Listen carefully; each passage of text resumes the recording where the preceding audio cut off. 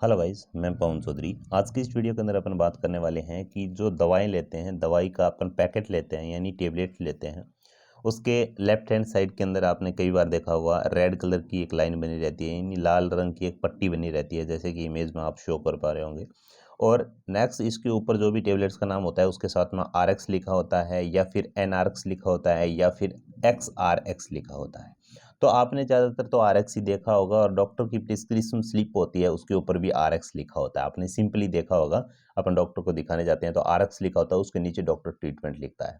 तो इसके पीछे रीज़न क्या है कि ये रेड लाइन क्यों बनी रहती है, RX क्यों लिखा होता है, NRX क्यों लिखा होता है, XRX क्यों लिखा होता है।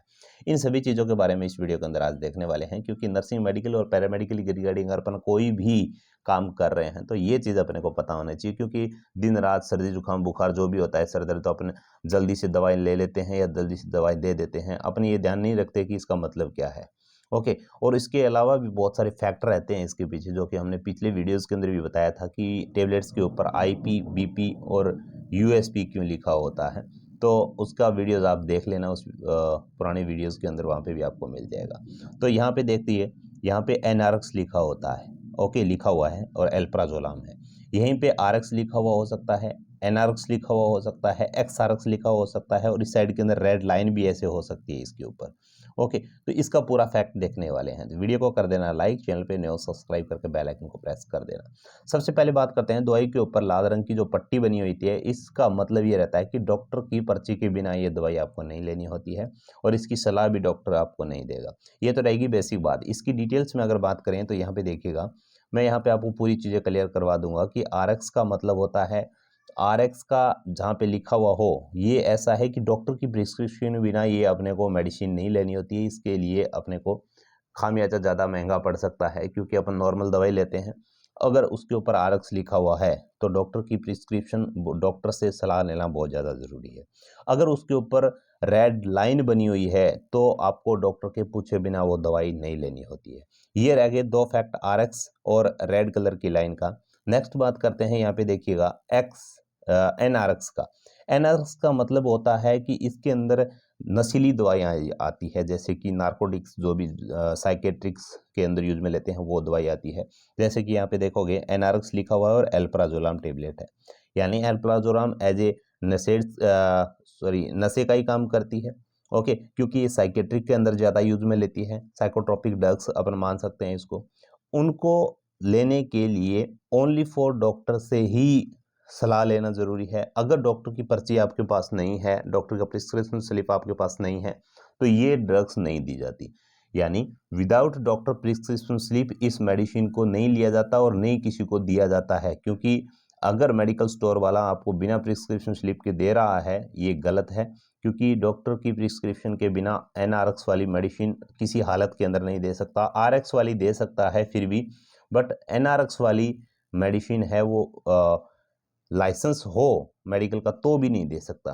ओके, वो डॉक्टर की प्रिस्क्रिप्शन की स्लिप पे ही लिखा हुआ होगा तो ये आपको मिलेगा। तभी तो बोलते हैं ना कि भाई नींद वाली गोली लेके आना, तो नींद वाली गोली मेडिकल वाले ऐसे नहीं देते। अगर ब्लैक में देते हैं तो पैसा एडवांस एक्स्ट्रा लेते हैं। ओके, डॉक्टर की स्लिप बहुत ज़्यादा ज़रूरी है। नेक्स्ट आता है NRX। तो NRX का तो और ही ज़्यादा बड़ा काम है, क्योंकि NRX का जो काम रहता है वो ये रहता है कि NRX वाली दवाई जिसके ऊपर NRX लिखा होता है, ओसेल्टामावीर, यहाँ पे देखिएगा, इस दवाई को डायरेक्टली डॉक्टर ही देता है। समझ पा रहे हो? अगर इसके दवाई को पर्चे पे लिखा हुआ है और मेडिकल स्टोर पे जा रहे हो तो भी मेडिकल वालों को ये देने का परमिशन नहीं है।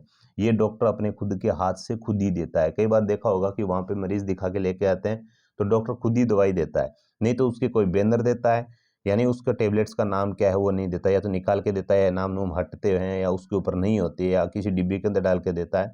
यानी XRX वाली दवाई है वो।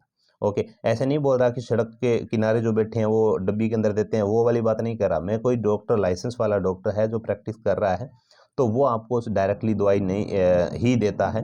किसी भी मेडिकल स्टोर से दवाई नहीं खरीदनी होती, और नहीं वहाँ पे डॉक्टर के प्रिस्क्रिप्शन स्लिप है तो भी वो दवाई आपको प्रोवाइड करवाई जाती है। ओके, इसके साथ में यहाँ पे IP देखिएगा, इस टेबलेट्स के ऊपर लिखा हुआ है आईपी लिखा हुआ है, कईयों पे बीपी लिखा होता है, कईयों पे यूएसपी लिखा होता है। इसके बारे में हमने सेपरेट वीडियो बना दिया था, आपको बताया था कि हर एक टेबलेट्स के आगे आईपी, बीपी और यूएसपी लिखा होता है। इसका भी एक सेपरेट वीडियो है, वो भी आप देख लेना ताकि आपको पता चल जाएगा। मैं अगर दोबारा इसको रैंडमली फटाफट बताने की कोशिश करूँ कि आरएक्स और लेफ्ट हैंड साइड के अंदर रेड लाइन बनी होती है, इसका मतलब होता है कि डॉक्टर की प्रिस्क्रिप्शन के बिना आपको ये मेडिसिन नहीं लेनी है। अगर ले भी रहे हो तो डॉक्टर को एक बार सलाह जरूर ले लेनी है। नेक्स्ट मैं बात करूं कि एनआरएक्स का मतलब क्या होता है, तो एनआरएक्स का मतलब यही होता है कि डॉक्टर की प्रिस्क्रिप्शन के बिना तो किसी हालत के अंदर ही नहीं लेनी है। और इस मेडिसिन को आप जो मेडिकल स्टोर के ऊपर जाते हो तो वहाँ पे भी डॉक्टर की प्रिस्क्रिप्शन स्लिप अगर आपके पास है जो कि लीगली है तो ही आपको मेडिकल स्टोर वाला दवाई देता है, नहीं तो एनआरएक्स लिखी हुई जो दवाई है वो बिना डॉक्टर की स्लिप के नहीं देनी होती है। ओके, और एक्सआरएक्स तो डायरेक्टली डॉक्टर ही प्रोवाइड करता है मोस्ट ऑफ। ओके, नहीं तो कई बार ऐसा होता है कि डॉक्टर का कुछ ज़्यादा ही बिजी डॉक्टर हो तो अपने ही हॉस्पिटल्स के अंदर एक मेडिकल स्टोर का सिस्टम रखता है तो वो वहीं पे तुरंत प्रोवाइड करते हैं। बाकी बाहर के मेडिकल स्टोर के ऊपर अगर पर्ची पे लिखा हुआ है तो भी एक्सआरएक्स वाली दवाई नहीं देनी होती है। ओके, तो आज के इस फैक्ट के अंदर इतना ही।